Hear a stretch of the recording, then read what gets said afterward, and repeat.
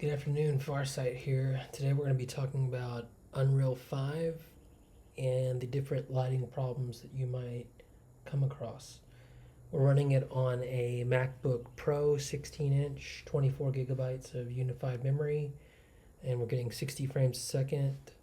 Starting out, we're using basically the basic first-person level that you can start up, and we've added in light components around the scene to kind of give some examples here. So when lighting in Unreal and using Lumen, you have to realize that you're using real-time dynamic lighting. And this lighting has to be able to really cast properly onto objects, to create shadows, to create reflections and whatnot. So if we look here, let me show you some of the problems people get. So we'll first get this light, and we're going to go to our post-process volume.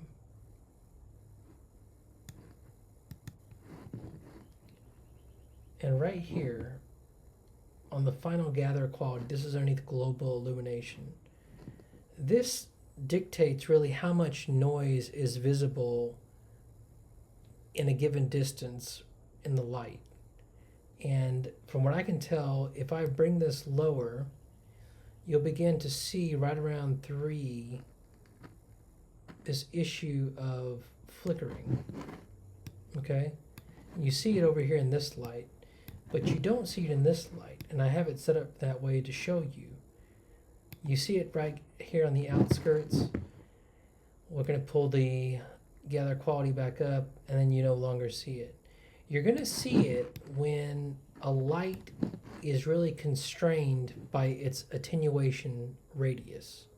So let's select this blueprint component that we have here, and we're going to select the point light, and I'll show you what I'm talking about.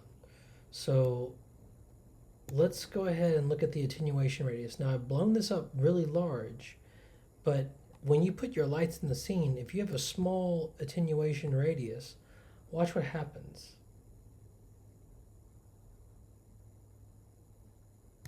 You see all this noise? It just showed up. If we increase the brightness here, you see all that noise? To solve that, it's because there's all this light being bound and constrained and clamped within the radius. So, to attenuate that, let's move the intensity down, and let's say you were lighting a scene and you wanted to clamp the light a different way. Use objects to clamp the light. Make a asset of being a light holder or a lamp or something that can block the light. And we're going to reduce its intensity, and then we're going to increase its radius.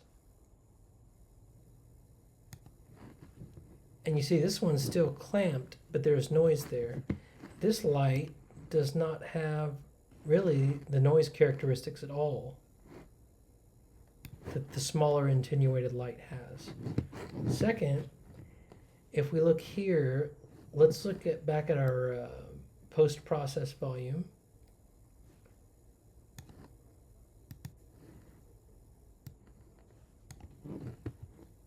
I mean, this is at a gather quality of 0.1. I see people doing this. So let's say we go up to 1, which is typically the default, right? That flickering over here has gone away. I'll go back down to 0.3 that was at. You see it there? And now we'll go to 1. And it's gone. Allowing these lights to breathe and have lots of space in the attenuation will remove that problem. But if you clamp those down, you'll begin to see those all over the place. And it's kind of a lighting mistake, really. You know, you're just kind of thinking that you can make a small light here or a small light there, but think of it as it's got to go somewhere. The light has to flow somewhere. And when you clamp it down, you're going to get all sorts of weird distortions within the attenuation radius.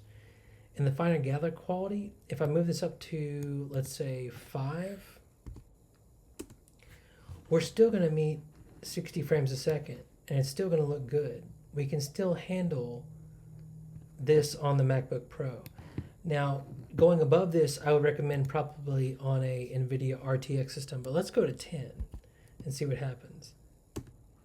Wow, okay, so we've lost basically almost half of our frames, and we've got lots of latency here, about 30 milliseconds. So now when we look here, we don't have the flickering anymore, but we are paying a price, and that cube actually is looking a lot better. There's really no problems with it at all, but our frame rate has tanked. So let's go back down to 1. Okay, and let's click this light. Let's see what happens when we clamp these lights. Bring it down. See that? Right there. That's the telltale sign of not enough attenuation. And now people would solve this by going to post-process volume, right? But if we just increase the radius, that all goes away. So we have to use objects to physically block the radius. We can't just use this option here. So let's go back down to this where it's kind of flickering. Well, as we increase the intensity, you can really see it here. Let's go back up to our post-process volume.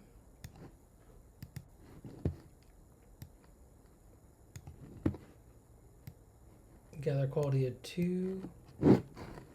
See, that still doesn't really cut it. 5. I mean, you see, there's no way to really, no matter how much gathering you do, you wouldn't be able to solve this problem. So we'll go back to 2, and we'll go back to this light.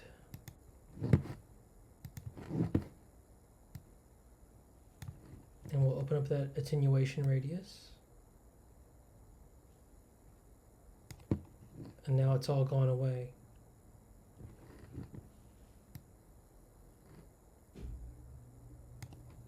See what I'm saying? So you have to let it breathe. And that's basically the point you need to keep, is that anytime you're dealing with these lights, you got to let them breathe. You got to let them breathe within the radius, or you're going to have lots of different issues when you come to runtime. So I hope this helped you out. If it helps you solve your problems, I'm always going to have more content. Please like and subscribe, and thanks for watching.